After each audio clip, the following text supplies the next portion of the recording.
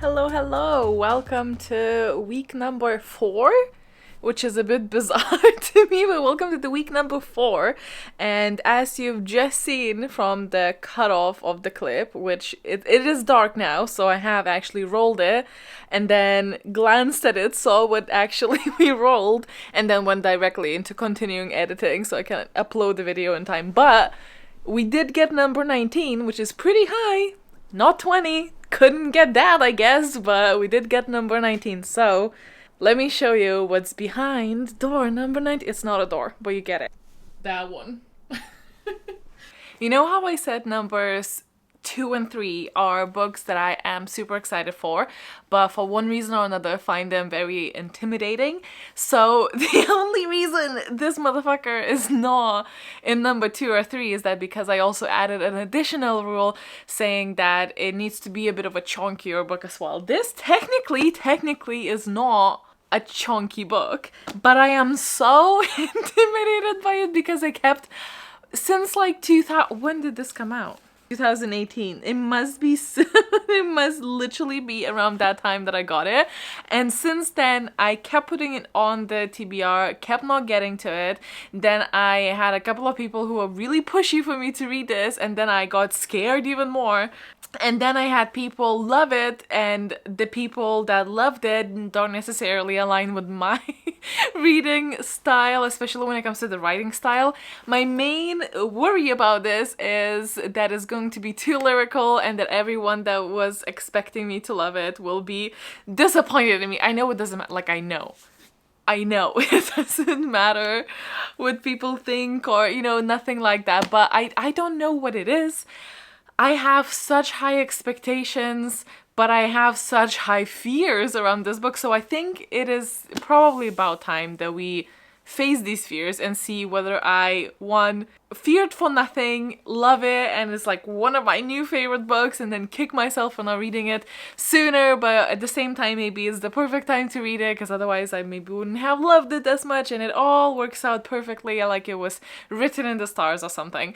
Number 2, I was right to be fearful. I can't, like, the writing is too lyrical. I drown in the prose and then, you know, tuck my tail right under my ass and crawl into some hole and hide from everyone for the foreseeable future. Or number 3, I am a little bit apathetic. It falls around 3 stars, and in doing so is probably worse than the number 2 scenario, because at least that would be an opinion. So I guess basically I have a lot of feelings, as you can. The book, I think, also is very recognizable. This is doing nothing from the very corners, I'm pretty sure. Like, if you know, you know, that kind of thing. But in case you don't, or if you have a different cover, it is Circe by Madeline Miller. I've never read anything by this author. I do think I might have, oh no, I don't. I thought maybe I have the Song of Achilles. I think I just put one of them in there as well. But this is a beautiful, stunning edition that comes with this super pretty cover, this jacket I mean, and then this gorgeous foil. And when this came out, I feel like these kind of finishes were not necessarily something that we've seen often, and it comes with these beautiful edges. It really doesn't. I painted it myself, so it doesn't come with this, but mine is, so like it's already special, and it's not red, and it's kind of criminal at this point. So this is a Greek retelling, as we know. Like, everyone has read it by me, so it feels a bit silly introducing you to the book that you all kept yelling at me for years to read. Genuinely though, not to get into the disclosures, but please don't be mad at me if I don't like it. I'm going in this hoping for the very best. That might be my undoing though. I know we're supposed to have like either like a female rage on it or some sort of reimagining. I really don't know the original myth or how far it stems from the original myth. Maybe we'll Google if we're enjoying it. Also, equally don't know how I feel about retellings. I don't necessarily gravitate to, especially, I don't know how I feel about them. I have not read an overwhelming amount, so no idea. Hi, hello. Yesterday Logan got back and I got distracted, so I didn't open the book, the prompt, which is here. So you get to see first. That seems a long one. Find it at a bookstore and buy adjacent book. So what that means is, first of all, we're going to the bookstore. Yay. And second of all, I get to buy another book, which is becoming a little bit counterproductive for the whole purpose of this. But in my defense, I've been reading a lot, so that's fine. And on another plus side is that this is pretty popular, so I'm assuming it's still gonna be in the bookstores, maybe not in a hardback, but it will be in paperback.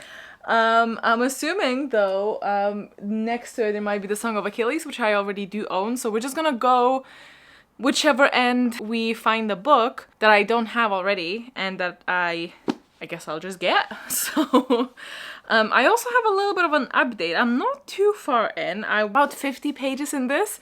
The moment I started reading, I was like, oh no. I was very concerned about the writing style. However, since then, granted, I'm not 100% sure. Like, there's a lot of going on character-wise. Like, there's a lot of characters. Do I know what's going on 100% because of the writing is so floral? No. However, I'm actually really enjoying it and finding it, like, I can understand why some people will have literally every page of this marked, because some of the one-liners really do be masterfully crafted. So I'm actually enjoying it so far. It can easily go whichever way. It can be still like really good, or I could get overwhelmed and drown in a sea of prose. So I guess I will just have to continue and let you know how that goes. But a very exciting prompt and a very exciting / terrifying choice. I'm gonna go and I'm gonna check in with you in a little bit. I have like 70 pages left of this book, and I'm gonna finish it either today or tomorrow. I will say I kept waiting for like more direction to hit us. I didn't realize that this was, I don't know how to call it, it's not slice of life, but it feels like it. If the life, I guess a slice of life of a immortal being is spanning through centuries, but I don't know how to feel. I mean, I get it. I get why people like it. I just think it feels a little bit more like fan servicing for people who already are massive fans of Greek mythology, which I am not. And I think it feels almost like name dropping a lot of the time, and they mean either something or very little to me. And honestly, it ebbs and flows, and I think the writing is beautiful, but I just kept waiting for more like direction, and I'm not talking necessarily plot, which is also definitely not a driving factor here. And I get it, but I don't know, guys. I don't know. On the plus side, hopefully, today is the day the Avatar live action comes out, so I'm waiting for Logan to come back so we can watch that. I'm very excited. I'm very tentatively excited after One Piece live action, but also scared after I think Avatar fans are always scared after the live action movie that we just don't talk about anymore. So, tentatively excited. Yeah. Good morning and happy Saturday. I'm just getting ready and then I'm gonna go into the bookstore, which is nice. Or we have a prompt to fulfill, which is nice because I haven't left the house a lot. So I don't think it's gonna be a long outing, but I do want to stop at the shop. And the prompt is to remind you, getting into a bookstore, finding a copy of Circe, and then seeing what the books are on each side. And then getting one of those. So fingers crossed. I really am not. I'm trying my best to read the books I already have. I don't have a ban on getting new books, but I do want to just focus on that. So I'm gonna try not to get too distracted and see. We'll see how that goes. Like, it's one thing to say that, but then the next thing when you're in the candy shop and it's just the resolve. We need the resolve. But yeah, I'm gonna be trying to not get too distracted and not come back with a bunch of the books.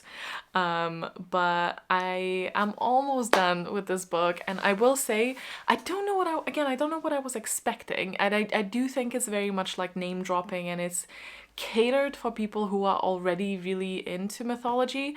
I think it speaks quite a large point towards the writing style, which is funny because this was my main worry, that I'm not gonna like the writing style, and it ended up being the other way around. Anyway, I think I also preferred it towards the beginning, which is odd. I mean, not towards the beginning, but the first like 50% or something, maybe 60%, and then really struggling with the last like from like 75% onwards, I'm gonna say. And it's just, it's weird because normally that's when things should kind of be the easiest to follow and the easiest to like be in it. But I still have a little bit left, and maybe something will happen that's like extremely cool at the end, that kind of ties up everything. I mean, that has happened in the past, so we're not gonna judge it too. The writing style is carrying, which is interesting.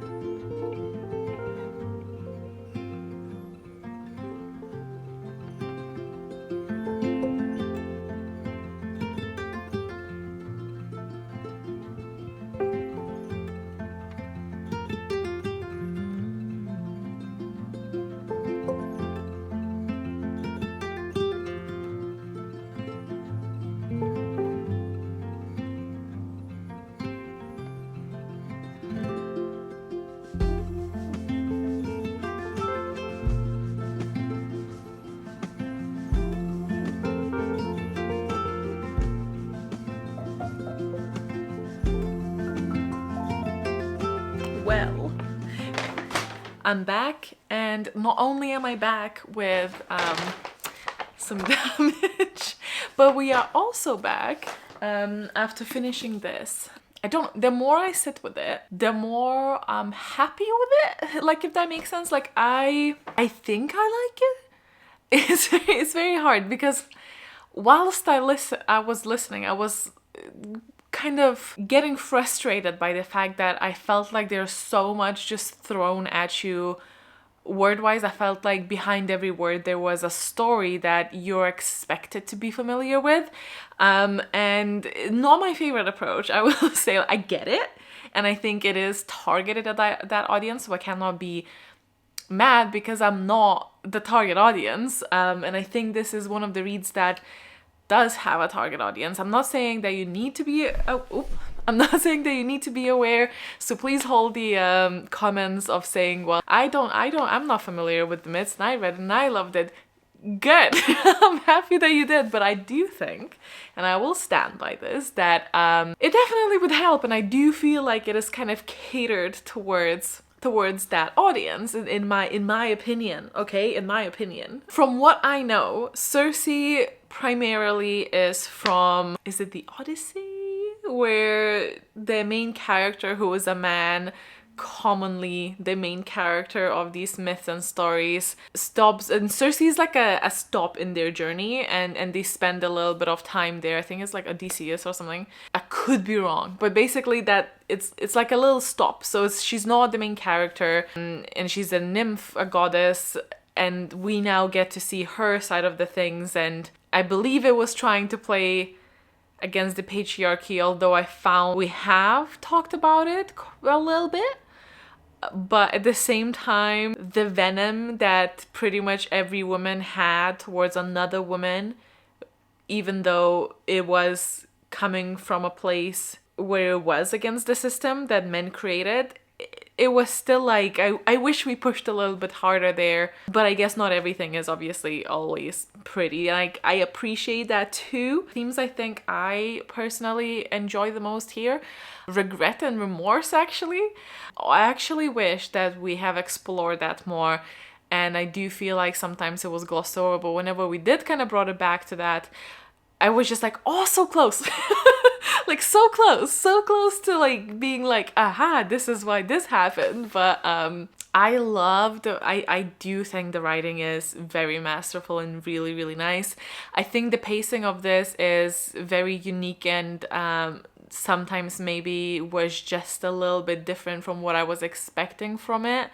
But that being said, I don't know, that's probably quite like on par with the myths and the pacing there, what is very much like step by step, you're following through, and it's kind of like monotone when it comes to that. Like and that's fine. Like once I think you kind of accept it, like you can enjoy it more for what it is. And I am glad that I've read it. I don't think I've enjoyed it as much as I thought I would, which is a little bit disappointing. I know I came in saying like, oh, I'm trying not to like, but deep down I think I was really expecting to be completely taken out of by this and into a different world and having a very significant journey. And whilst I do think this is going to be a book that I'm glad that I read, will probably stay with me for a little while. And I don't by any means regret it. And also, an audiobook production for this was immaculate. Really, really good. It's probably, like, I feel like this is the one that I kind of have to sit with a little bit more until I run it through Copile. I don't know if it's going to be like a 3.5 or if it's going to reach 4. It's kind of like that middle ground. I get it though. Like, I get why a lot of people love it. I think if this writing style was meshed with the themes, was made speculative, if there was some sort of ethical dilemma that I love when we have in speculative fiction. If this was written in this writing style in a speculative book, I know I would be living. So I understand the people who are very into mythology or these type of retellings would be just all over it. And also I understand this type of writing style also luring in people who are not necessarily into the mythology and they also loving it because, you know, a lot of the themes discussed can be still applied in this life. And hopefully not the, you know, having intercourse with animals or people related to the previous father of your child, but you know, other than that. Anyway, I think I'm kind of ready to move on from this though.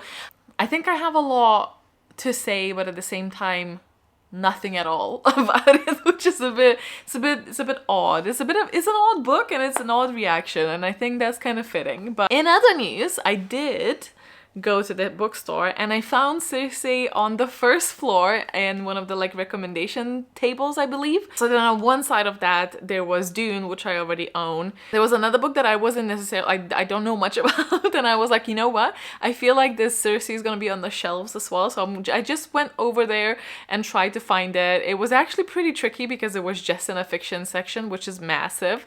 So I tried to find it alphabetically, and then I found it on the very bottom shelf. Looked at that as predicted. The next one next to that was Song of Achilles, and then I can't now remember, but none of them really like brought any immediate intrigue to me. So I went back downstairs and ended up getting The Virgin Suicide. I feel like I've heard the title, so someone must have spoken about it at some point. It was a lesser evil from the ones that I've seen. I don't know if I would have necessarily bought this otherwise. I don't know. I mean, it does sound somewhat intriguing. It says the 5 Lisbon sisters, beautiful, eccentric, and now gone, had always been a point of obsession for the entire neighborhood. Although the boys that once loved them from afar have grown up, they remain determined to understand a tragedy that has defied explanation. The question persists: why did all 5 of Lisbon girls take their own lives? This is where I kind of faltered because I was like, oh no, not lyrical. We're moving past that. This lyrical and timeless tale of sex and suicide that transforms and mythologizes suburban middle American life announced the arrival of one of the greatest American novelists of the last 30 years. So, you know, high praise. I've definitely heard of it. I feel like I've seen it, but I don't know what to expect. Obviously the topic sounds like you should thread carefully, but if done well could be quite interesting. I don't know what type of things that we're gonna explore here, but I mean, I'm down to figure it out. I'm down to see, but this is definitely, if not for the challenge, I wouldn't have picked this up. So could be great, or it could be just a bit like, well, it's what it is. So if you have read this, please let me know, because I would be intrigued to hear. But then of course there were a bunch of tables, and this is how they get you, but there were a bunch of tables with buy one, get the other one half price. And I've spotted this one, which Cody has recommended, and it's a thriller, and I'm kind of feeling in a thrillery vibe and mood, and it's called Bright Young Women. And when I was checking out, the lovely cashier was also saying that they are excited for this as well, so that just got me hyped up even more. On the back it says January 1978, Tallahassee, I don't know how to pronounce that, sorority president Pamela Schumacher is startled awake at 3 a.m. and is shocked to encounter a scene of implausible violence, 2 of her friends dead and 2 others maimed. Thrust into a terrifying mystery, Pamela becomes entangled in a crime that will captivate public interest for more than 4 decades. Then in Seattle, Tina Cannon thinks she has finally found peace after years of hardship when Ruth, her best friend, suddenly goes missing from Lake Sammamish State Park? I don't know. On a beautiful summer's day. Now Tina has devoted herself to finding out what happened to her. When she hears about the tragedy of Tallahassee, she knows it's the man the papers refer to as All-American Sex Killer. Determined to make him answer for what he did to Ruth, she travels to Florida on a collision course with Pamela and one last impending tragedy. So there you have it. This one was the one that I picked up, and then I was like, well, the sticker dictates the rules. I don't make the rules, the sticker makes the rules. And really, I know it's still not saving money by getting a second one. Unfortunately, Girl Math has truly won that particular argument in my brain, so I picked up another one. I had this in my wish list that I keep for myself for a while, and I have heard good things about it. So I got Lessons in Chemistry.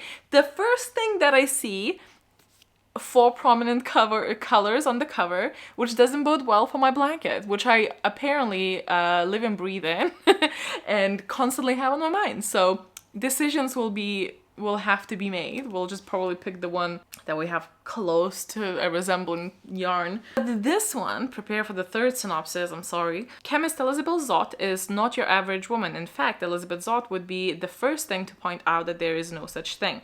But it's the early 1960s, and her all-male team at Hastings Research Institute take a very unscientific view of equality.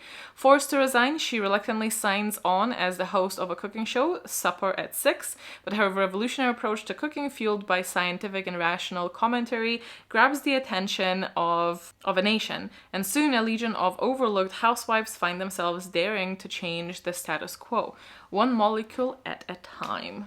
So that sounds quite interesting. And I feel, I mean, I'm not sure about this one, but this one kind of fits the Cersei vibes of, you know, women against patriarchy. However, I do still think that there wasn't that much of that in Cersei. And I don't know if I'm blind or something, or if I just had a different level of expectation considering some of the other books that I've read, but it's fine. This is accidentally quite a colorful spread that we have going on, which kind of makes me happy. I'm clearly in a color mood for once in my life. It is getting quite late on this Saturday, so I'm considering whether or not I should roll again or I should just like save it, because I do have quite a few things to do, but some of these things I think I want to roll. I do want to go and reshuffle maybe a little bit the remaining books and also fill in the blanks. That's because my mood shifts. I also now have new books to introduce as well, so I could put some of these there. I've also finished the Avatar: The Last Airbender live action, and I have apparently quite a few thoughts, so I might try and put them into writing and then maybe film a little video on my thoughts, but probably by the time that I do this, with my current still ongoing flare-up that's been just plaguing my life and making me very slow at everything that I do currently, it might be not topical anymore, so we'll see. But anyway, hate face paint. Actually, just my body is just like, you know what, at any given time you must have some sort of pain issue. Anyway, let's go do the fun part of this. Okay, it is reshuffled a tiny bit. Mainly I just filled in the spots that were empty because they needed to be refilled, and swapped like 2, I think. Didn't really take it too seriously, but just did a couple of swaps. It doesn't even really matter that much, but I guess we roll though. I don't even know what I'm hoping for at all. Kind of maybe want like not a fantasy just now. I don't know if there's an overwhelming amount of not fantasy though.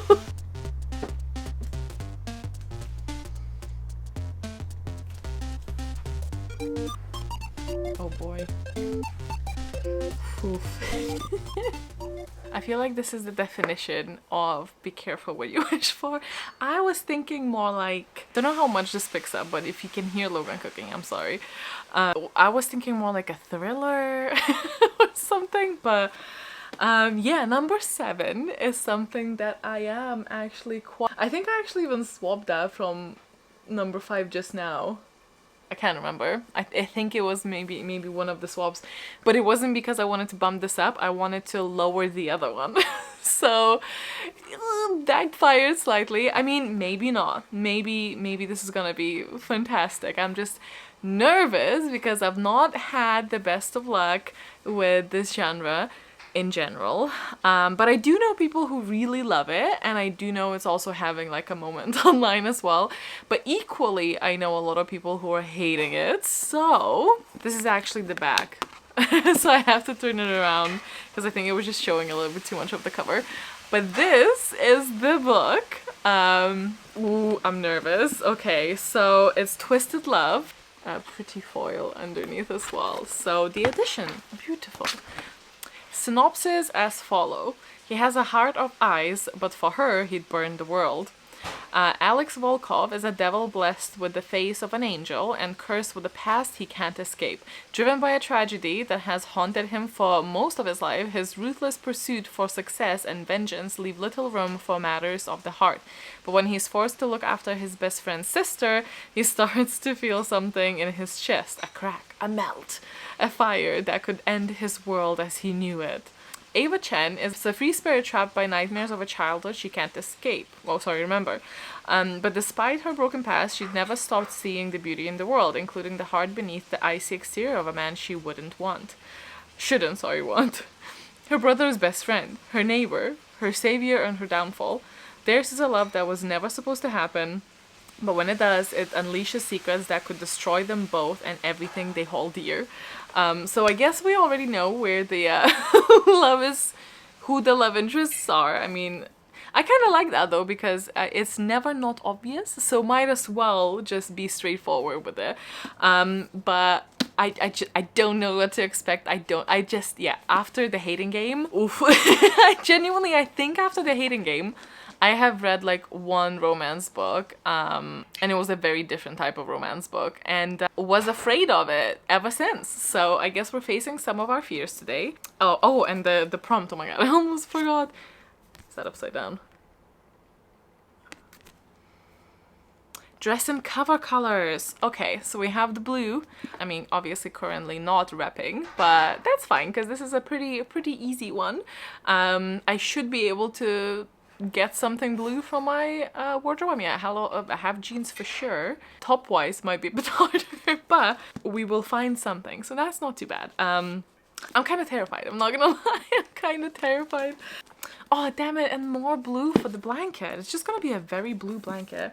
Good morning again. Don't think I have any blue sweatshirts. Obviously I have jeans and more sweatshirts and cloaks and whatnot, but not blue.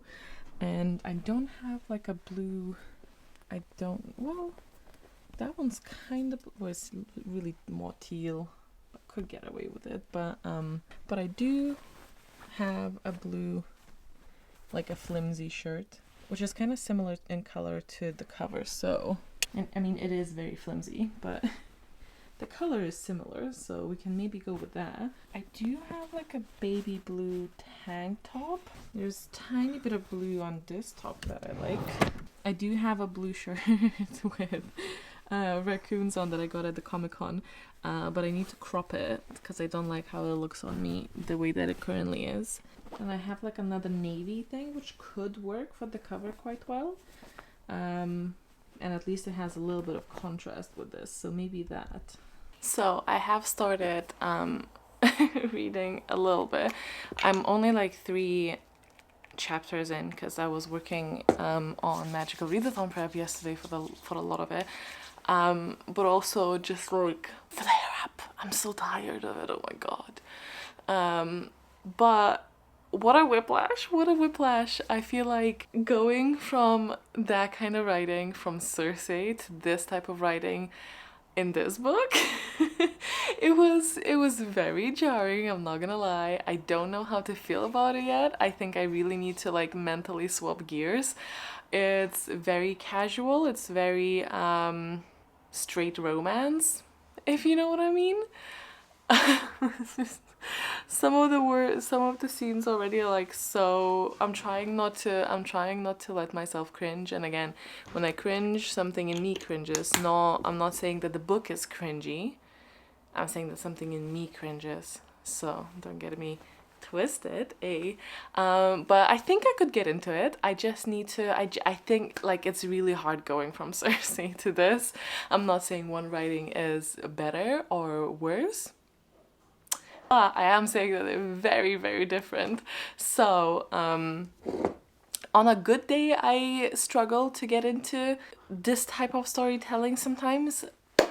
After Cersei, it's obviously, I would say, a little bit extra challenging. However, and it obviously definitely gonna be best friend sister type of romance, which is interesting. I mean, that's fine. So basically, the brother is the best friend to this very mysterious, dark, and mean and cold brother, but very like vengeful and no, brother, guy.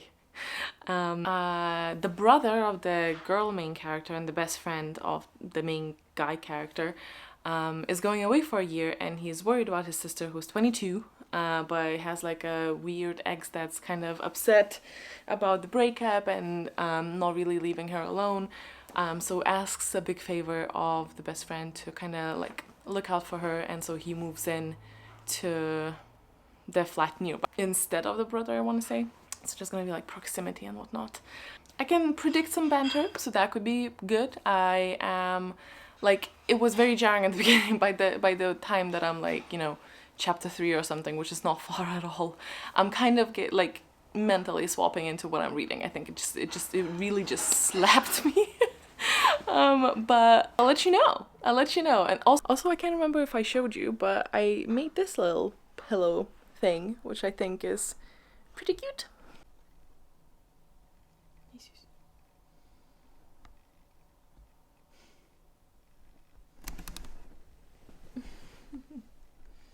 Hi.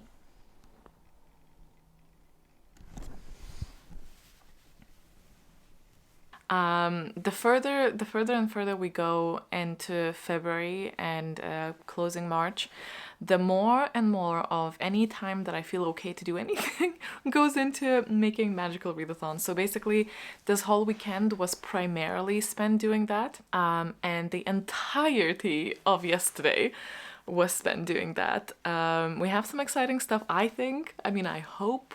But it does, like, we decided to do like this particular thing, and it required just a lot of us also establishing a lot of William's lore, and getting to the point where me and Logan actually understand what exactly happened, when it happened, back burner knowledge, so we can continue on the path of what we're wanting to do, if that makes sense. I'm quite excited. It's going to be a little bit different, but it does require a lot of work that's not even necessarily going to be super visible when I'm announcing it. So it's just a lot of prep and a lot of like doing and a lot of checking stuff. So I didn't get any further than what I said before, and so I don't get to actually finish with a cliffhanger for you other than my thoughts on this. And genuinely, I'm a little bit scared. There are definitely some lines that already made me quite like uncomfortable. Also, it's hard for me to take like the protective alpha type guy seriously, but I can if I just, you know, suspend all of my personality, put all of my personality on a back burner and just kind of get into the vibe. So that's what I'm going to be trying to do. I mean, I have a few things that I can do while listening to an audiobook, so I might see if the audiobook is on Scribd or Everend that it is now.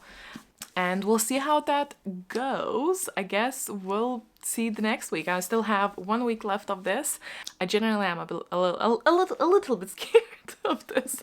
Let me know if you read it and what you thought, because looking for opinions basically. But unfortunately, the flare up on the face is very much alive and thriving. And actually, this could be an update for another time, but I hope you enjoyed. We're definitely kind of like slowing down, and I think it is mainly because I have to spend a lot of time on the magical readathon prep. None of it is something that I can listen to anything else on the side, because obviously it's like actively thinking and writing and plotting and doing things. I would just not catch what's happening at all. But I am excited for it, and finally it kind of makes sense of what we're doing, because I was a little bit like trapped in what direction I want to go, and I think a lot of things clicked into place yesterday. I have Logan's working on one of the illustrations that I'm so excited for you guys to see, and I just geek out. Okay. But have a wonderful week ahead of you, and I will see you next time. Bye.